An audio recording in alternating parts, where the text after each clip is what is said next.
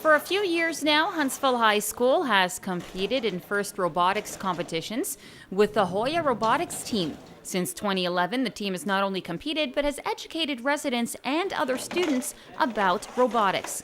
Teacher Ian McTavish says it has opened the doors for many of his students. Obviously the students are learning new technologies and everything, but it's the opportunities to expand on that. So we've had students that speak to the Huntsville Rotary Club. We've had students that have learned skills. One of our students worked on our team website and is now going to be having a permanent job with one of our team sponsors once she graduates from university. And one of her former team members is now working for the Department of Defense, programming tanks and everything. So they're getting hands-on skills that are turning into careers, and they're being able to follow their passions.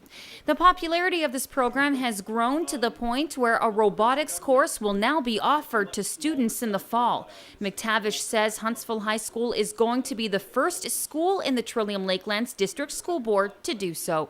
It's built up from the club. We've had increase in student numbers every single year since we started, and the Ontario government has recently created a robotics course, and so we're going to get a chance to teach it next summer or next fall, and we've got students that are lined up that have been on the team that are really excited to get into it, and then other students that are in grade 9 that haven't joined the team that are kind of going, I'm seeing what's going on, and it's interesting, it's exciting. So being able to offer it as a course is fantastic, and our board has done a lot in the last couple of years with coding and encouraging students to get into science and technology. Samuel Tops is part of the robotics team and says as a student it's exciting to now have the option to take the course. It gives them insight into things like electronics and pneumatics and metalworking that maybe they wouldn't get in other places, in other courses in the school.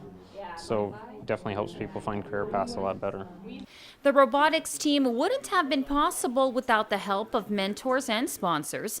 Michaeli Furani is an HHS alumni who's come back to his hometown to offer support to these students. Myself, I'm a mechanical engineer at Ford Motor Company in Dearborn, Michigan, as well as a co-owner of a building company, FCC Building Muskoka, and we're very excited to reach out to the kids and help them develop whatever interests they have and their educational pursuit. We want to help be a part of that and mentor them in any way we see fit and possible. As a former student, we asked Furani what he thought about this program and the opportunities available to current students.